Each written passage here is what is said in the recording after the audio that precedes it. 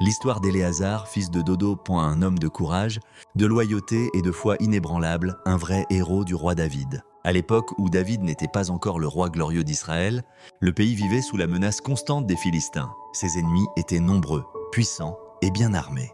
Mais parmi les hommes de David se trouvaient des guerriers et d'un courage extraordinaire. On les appelait les Trois Vaillants, et Éléazar, fils de Dodo, d'Ahoa, était l'un d'eux. Un jour, les Philistins s'avancèrent pour envahir un champ de lentilles ou d'orge. Selon les versions, les Israélites, pris de peur, s'enfuirent. Mais Éléazar resta seul avec son roi. Là, au milieu du champ déserté, il serra son épée dans sa main et décida qu'il ne reculerait pas d'un pas. Le soleil brûlait, la poussière montait, les ennemis approchaient en hurlant.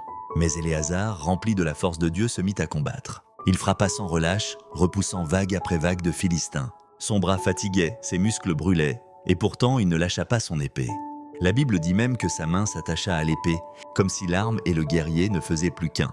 Quand enfin la bataille prit fin, le champ était couvert d'ennemis vaincus. Et alors seulement le peuple revint, non pas pour combattre, mais pour ramasser le butin. Ce jour-là, il fut dit que l'Éternel accorda une grande victoire à Israël.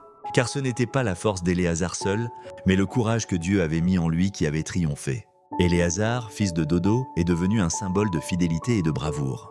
Quand tous fuyaient, il resta debout. Quand les autres abandonnaient, il tint bon. Et quand il n'avait plus de force humaine, Dieu combattit à travers lui. Nous retenons comme message de son histoire, même quand tout semble perdu, même quand tout le monde abandonne, celui qui reste fidèle et s'accroche à sa foi, comme Éléazar à son épée, verra Dieu lui donner la victoire. Je prie que la foi et courage d'Éléazar te localisent.